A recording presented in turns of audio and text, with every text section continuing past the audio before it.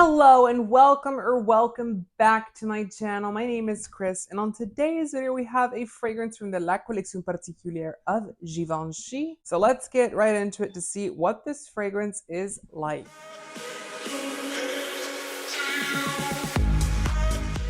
So it's been a while since I've gotten a fragrance from Givenchy. So Givenchy's regular fragrances aren't, well, they are sort of popular, but they're not the most popular as they used to be at one point.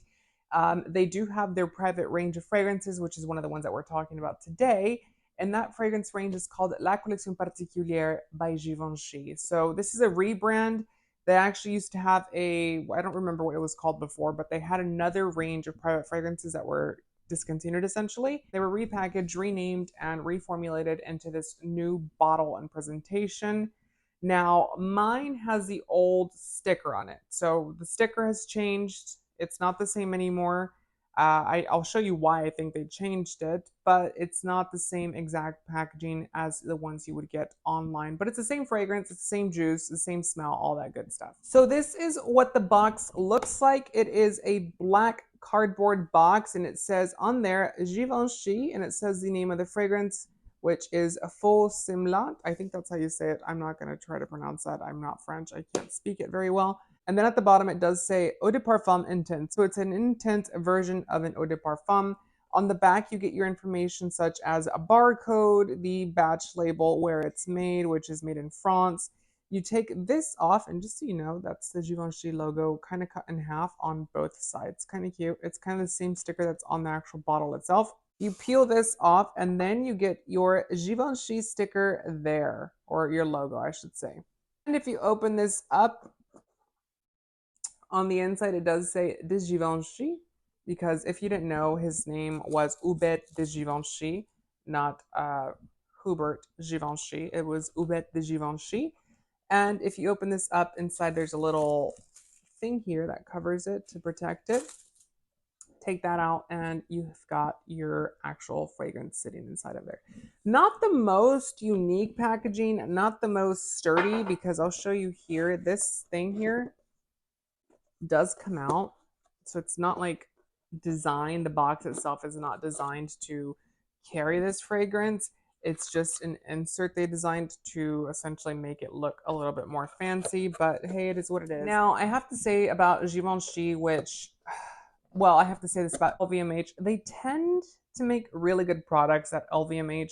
Now, the only thing about this fragrance is, or this fragrance brand, or this brand in general, is it doesn't seem to get a lot of resources. And what I mean by that is when you get packaging, when you buy things from Givenchy, at least the beauty line, it's not as pristine, nice as like other brands that are owned by LVMH, like Celine or Louis Vuitton or Dior or other brands like Guerlain. So just my opinion. I don't know if you guys agree with that or not, but this is what the bottle looks like here. It is going to be a very dark glass in comparison to the other fragrances. The other ones are going to have that transparency through the actual fragrance bottle. You also get your logos here on the side. There you go. Now, this is a sticker that has changed. It is now a centered sticker, and it's lacquered and shiny with gold lettering. You get your Givenchy logo up top there. This also changes from the regular ones. The regular ones are going to be silver, and they have a nice little detail in here, which is the Givenchy logo inside of the cap. Look how cute that is. Now, it is magnetic, and you can technically carry this from the lid itself. I would be a little bit careful because it is a heavy bottle. It is a very sterile type of bottle. It's cute. It's nice. It kind of looks like it's trying to look like a modern version of the La Collection de or what is it called? La Matière collection by Guerlain. But I actually like it. I think it's a nice bottle. It sits nice on the shelf. It's a little boring, but it's good. It's modern. It's Givenchy. Givenchy was very much into stream clean lines when it came to design, and the brand doesn't really follow that anymore, but this bottle seems to. This fragrance only comes in one size, which is 100 mils, 3.4 fluid ounces, and it's not cheap.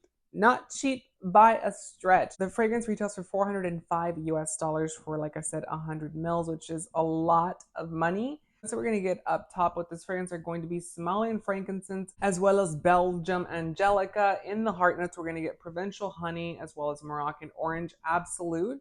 And then in the base, we're going to get Australian white sandalwood, key component in here, as well as Malayan oud. So just so you do know for reference, all of the ones that come in these dark bottles are going to be oud fragrances. It doesn't necessarily mean that the oud is going to be the star of the show here. This one itself, I have to say, when I first ordered it, I was a little hesitant because I already have a fragrance that does have oud and orange, and it's by Dior, which is purple oud.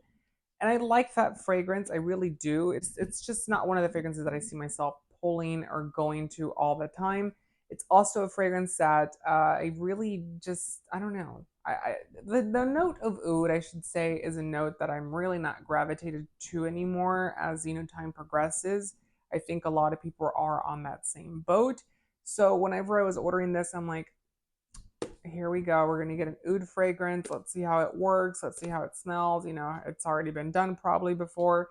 And I did smell it and I was very shocked and very surprised because the fragrance is just lovely. I have to say that. So it starts off with a very Hubert de Givenchy feeling. And what I mean by that is if you remember Givenchy fragrances from back in the day like Amouage or Angels and Demons, those fragrances had this je ne sais quoi or haute couture.